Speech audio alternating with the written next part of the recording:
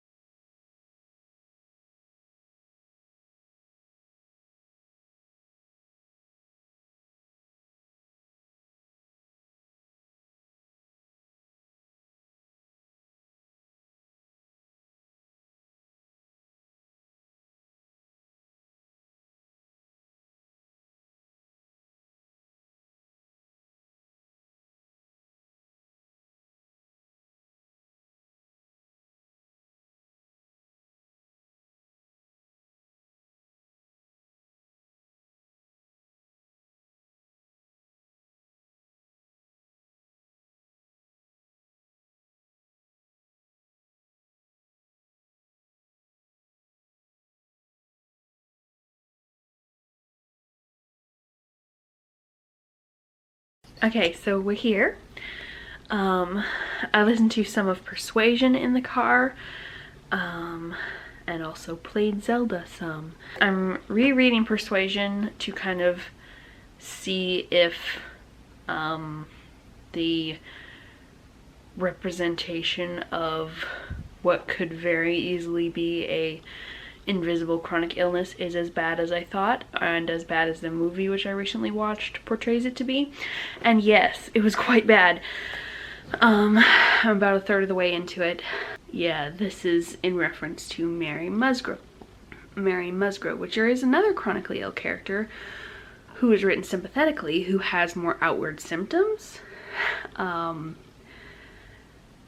who is reliably ill every day, where instead of Mary Musgrove has her energy go up and down. And I don't mind like chronically ill characters being portrayed as like not a great person. That's fine. Her other character traits, like being a bad mom, and it is possible for a chronically ill person to be selfish, which she's portrayed as, but it is also portrayed as if she's faking her illness for attention and for sympathy and to be woe is me, and I'm not okay with that.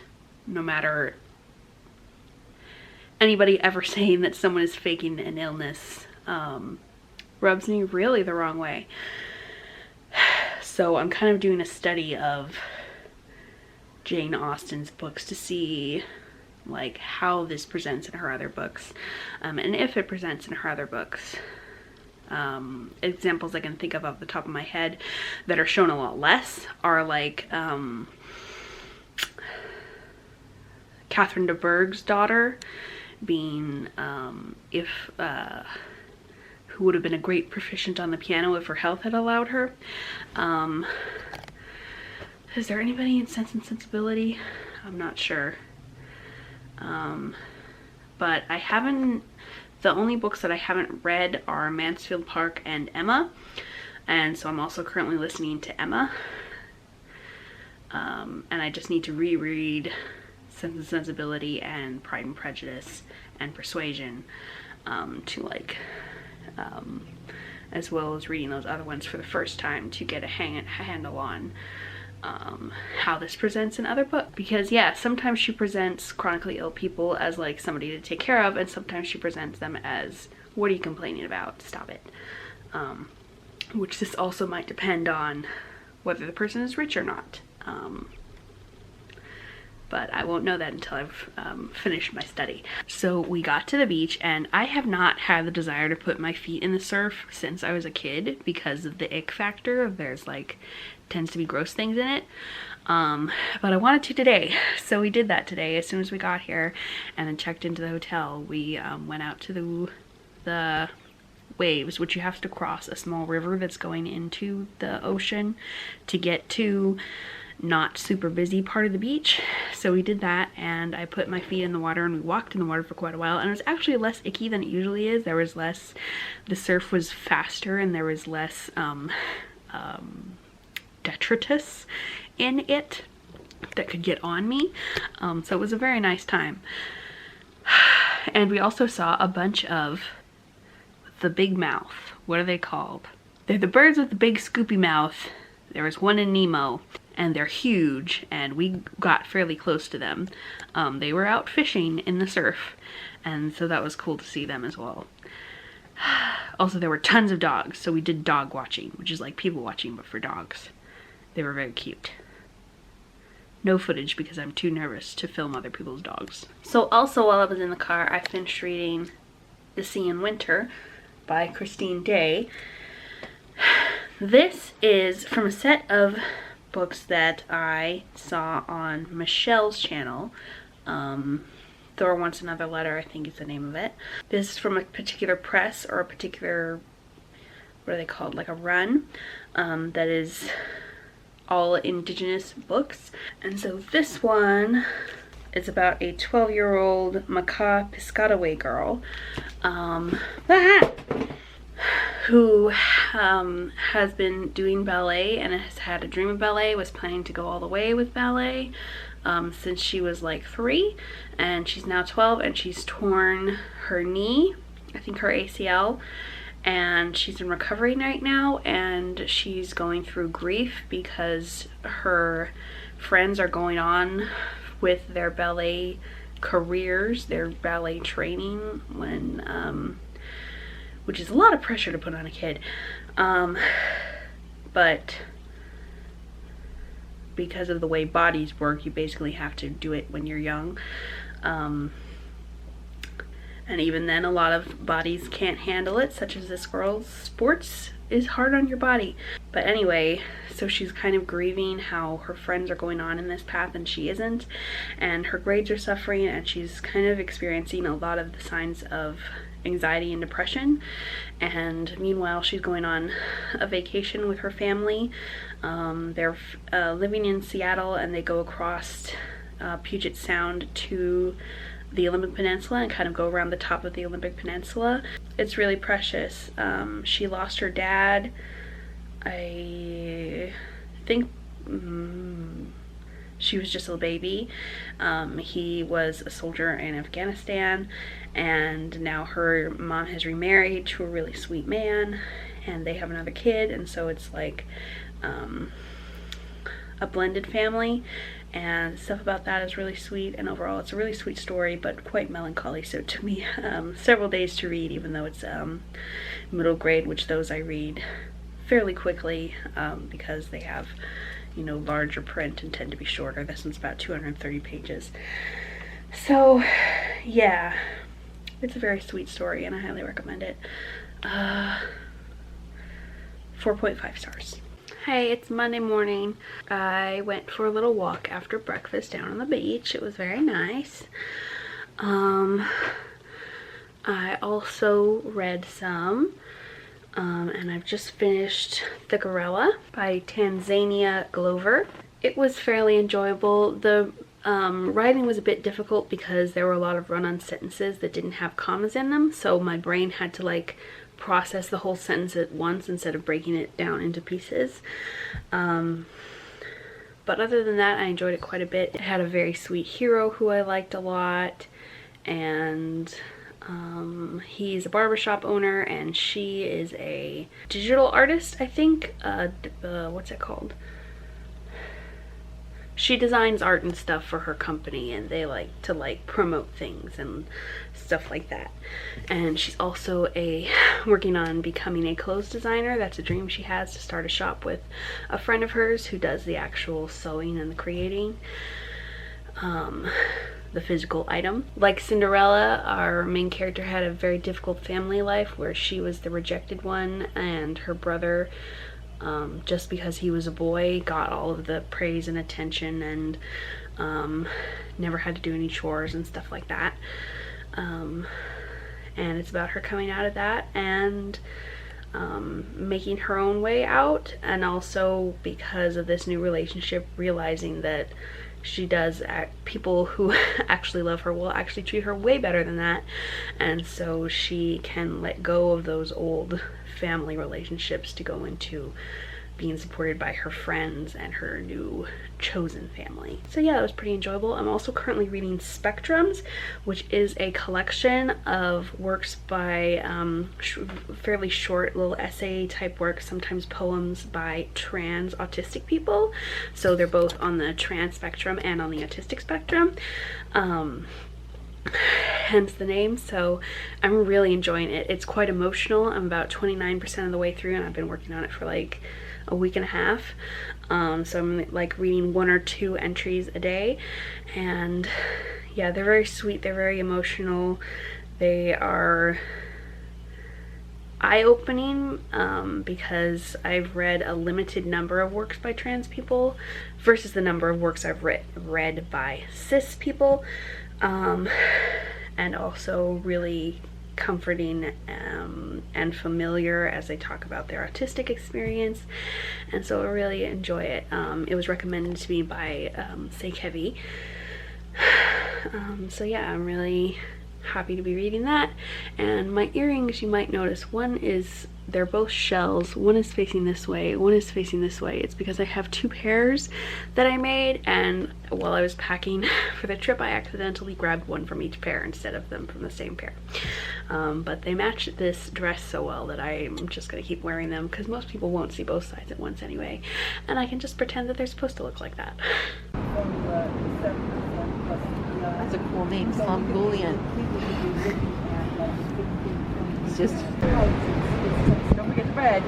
We'll bake bread.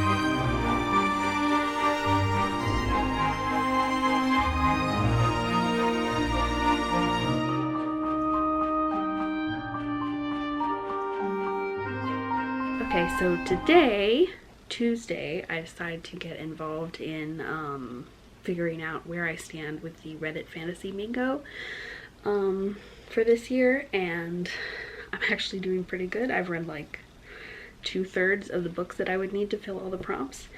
I've got a few that I like have plans for what I want to read for them, and a few that I don't know what I'm gonna read, and so I just filmed a video on that. That'll be coming out in September because I need extra videos for September, because I'm gonna be unavailable for filming for at least 3 weeks in September. I'll probably tell you about what I'm doing after I'm finished doing it. But yeah, I one of the books that I decided to read for the bingo card is Arcane Ascension, or the beginning of that series. I don't remember the title of the specific book, but it's like over 600 pages, but the first like 60 pages were super engaging because they're about a tower where you go in and go in various rooms and either complete puzzles or fight monsters. So very cool, very much a video game style plot slash world building thing, which I've played video games like that, but I have not actually read a book like that, so that's really interesting to read. And now our character is out of the tower and is gonna maybe be going to school for a while, so hopefully the rest of it will be as engaging as those first 60 pages, because I read those like zoop, quite quickly and without like feeling the time pass.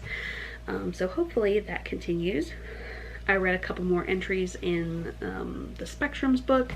I think that's all the reading I've done, because we've done a lot of, we did some shopping today. We did, what did we do yesterday? We did some shopping yesterday. We took a big long walk on the beach this morning, which was a little bit much for me. My hips and back started aching. Oh, and I didn't mention, the first day I dropped my shoes in the ocean when I was trying to film those pelicans, is what they were called. I think I forgot what they were called earlier in the video, which is why you take 2 pairs of shoes when you go on vacation in case you drop your shoes in the freaking ocean. Also, last night my parents and I played Speed, maybe? It's where you kind of like playing solitaire but fast and in a group. Somebody puts out an ace and everybody has a deck, and you try to find like a 2 or a 3 to put on it next, and whoever gets the most cards out on the table wins. It's more complicated than that, but that'll help you. If you play the game, you'll know what I'm talking about. And we didn't bring any cards with us, so we bought some touristy cards. So we got some Lord of the Rings ones, some Dragon Witches ones, which has the art of Nini Thomas, which are absolutely gorgeous, and then dragons featuring the art of Ruth Thompson. So we have some very fun cards now. Tomorrow we're going to the zoo, zoo, zoo. You can come to. What's the next line? Do, we're going to the zoo, zoo, zoo.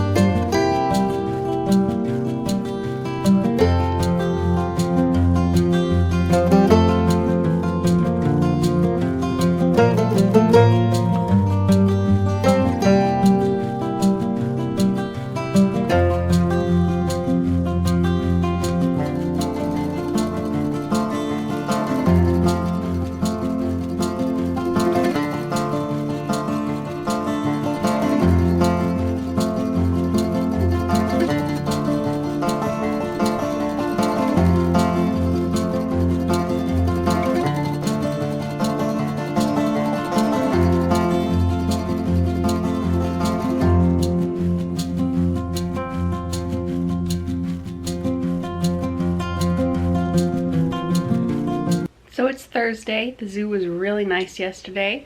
As you saw, we got to see the tiger, whose name we found out is Bernadette. And also the red panda. Those are my two favorites, especially the red panda, but the red panda doesn't move around as much. Red pandas sleep and eat, and that's pretty much all they do. Unless they're fairly young, they'll play.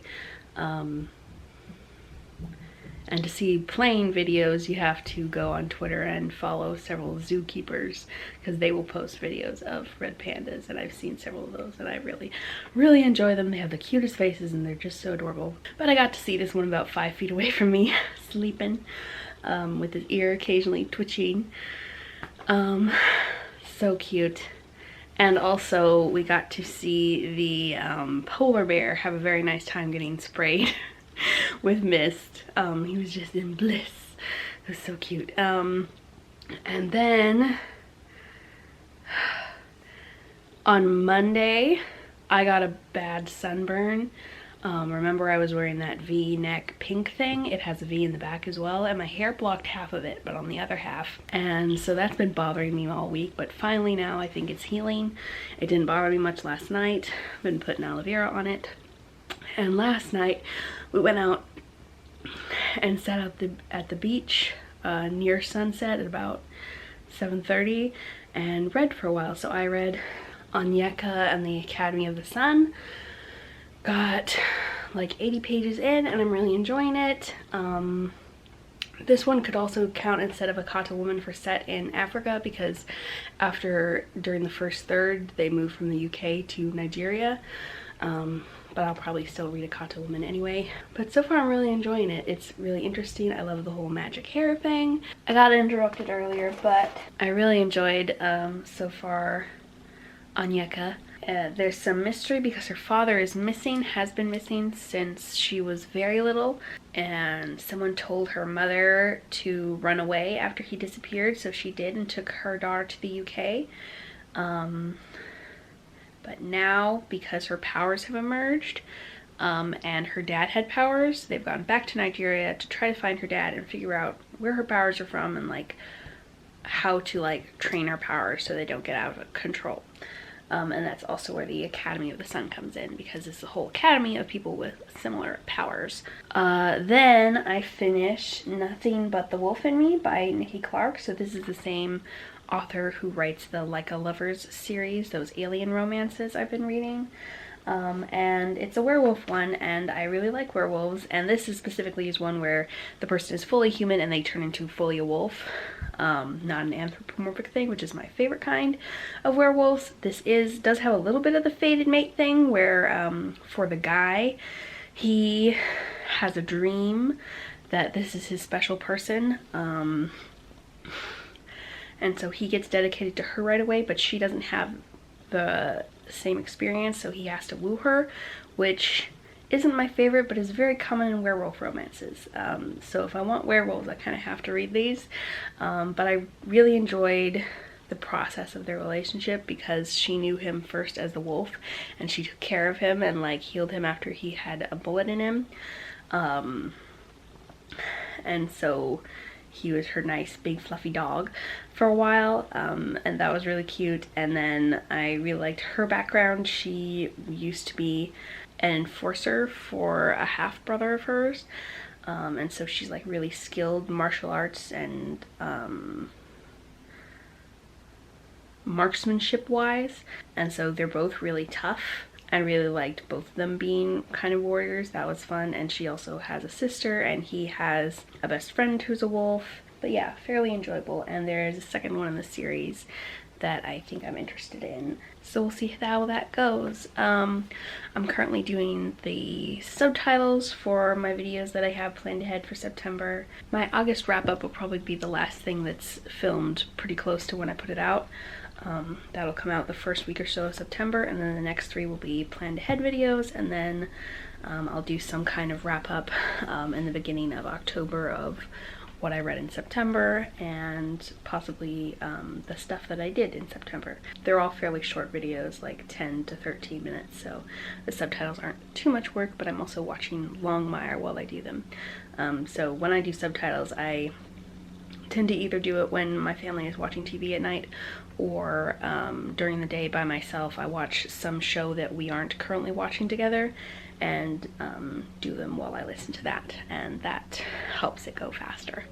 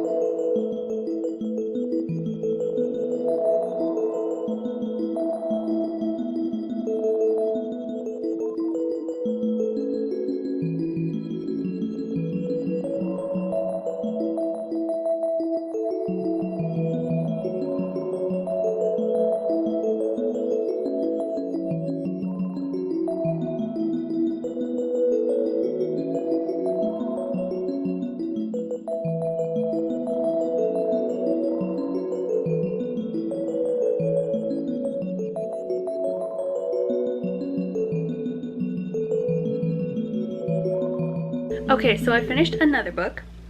I picked this one because it was by Grace Draven, who's one of my favorite fantasy romance authors. It's on KU, and it has an autistic side character. So I wanted to check it out and see if it was rubbish or not. And it wasn't. This is about an elf who disguises himself as a small elf.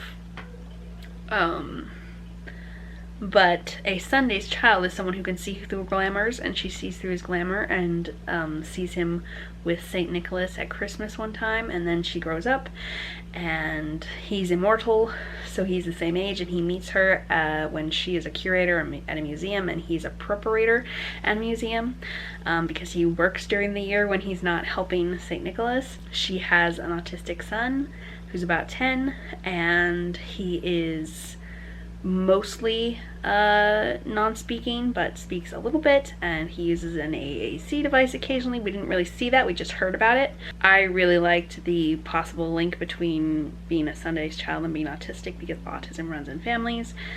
So it's probable that the mom, the main character, is also autistic, and she has a couple of traits that kind of make me lean that way as well. And it was overall a really sweet short story, and I really liked it. And I'm glad I happened to find it, because this was not on my autistic book radar. Also, this vlog is going to extend through the weekend, because I just found out there is a Cat Lady readathon going on the 13th and 14th of August, which is Saturday and Sunday. So I'm going to be taking part in that. So I found one book on KU that I can read, and then I'm going to have to search around in my library for other, for probably an audiobook that I can listen to in the car, and also any other books I can get that are cat related via ebook, because library is closed on Sunday, so I can't pick up any then, so I'll just have to get them over the internet. But that's exciting. So I'll link the details for that below if you want to go follow the creator. All 4 cats have been located since we got home. Yes, Frodo. There's beautiful Frodo. There's your little face. Your cute little face. He likes his head scratches. Oh yeah. Oh, that's nice. Oh, that's nice. Arwen likes to be pet on the scratching pad. Isn't that pretty? Yeah. It feels like styrofoam with paint on it. That's what it feels like. But it won't break. It break. Ah! You got me. Well, okay, Cat, what are you looking for? He's in her way. Oh. Yeah. Well, tell him to scoot out. Because guess what? When I poured the food in there today, the other 2 male cats were here, and he dominated the bowl. He started eating the stuff on the floor. Oh, you a bit of a bougie bully? Huh? Yeah. Put up. Yeah. Is he a big in the way person? Yes. Oh, you're so cute. Oh, you're so cute. Yes, yes. Oh, yeah, you're good girl. You're good girl. Arwen does not like Pippin. She doesn't like anyone, but she really doesn't like Pippin. Yes. Oh, yes. So we got home, accounted for the cats, and it's Sunday today. It's my birthday. I read Mummy Cat yesterday, which is an adorable little children's story about a mummified cat who goes around the pyramid that he has been entombed in, looking at all of the paintings that tell the story of his life with Hatshepsut. It was really sweet and adorable, and I loved it. That's for the Cat Lady readathon, and then I'm also reading for that readathon White Tiger, which is a shifter romance about a white tiger. It has a white tiger on the cover and has both the romantic lead being a white tiger, and he also has two kids who are shape-shifting white tigers, and they turn into little cubs, and it's adorable. He also has an adoptive kid who's a wolf shifter, and I love it so much for the single parent romance vibes. I'm about 30% into it, so I probably won't finish it today, but I might if I just sit around reading all day, which I am considering doing. It is my birthday. And then I got a Facebook message from my cousin asking me to make some cherry earrings out of clay, because I posted on Facebook some of the clay earrings that I've made in the past. So I said, sure, I'll do that. So I'm going to do that right now, and I'll show you them in process and when I'm finished. Now these are the little cherries that I've made before I paint them. I've never made anything with a wire inlaid inset before, so hopefully it's sturdy. I can hold on to it by the stem at least. So I'm going to paint those. And I made this cake that is this Poison Heart themed. So mild early book spoilers. 1, 2, 3. Da, da, da, da, da, da, da, da. It has a heart and some roses and some purple flowers. Yeah, I'm really happy with this. I haven't decorated a cake fancily at all for a really long time because I haven't had enough energy from the depression and the anxiety and the chronic pain, but I'm on a new cocktail of meds, and I'm doing a bit better now. And here the earrings are ready to put on little chains and put on earring fixings. So I finished White Tiger. It was really enjoyable. I like the romance less than the like friendship aspects, but they were still fairly good. I would say it's half and half thriller romance, so it's like a paranormal romantic thriller. And the world building is interesting. I especially like the kids and the themes of found family. And I definitely am gonna continue this series at some point. So that is my vlog. Thank you so much for watching. If you'd like to leave an emoji, how about something beachy like a shell or a starfish, or if there's a actual beach emoji, one of those. Thank you so much for watching. I'll see you in the next video. Bye.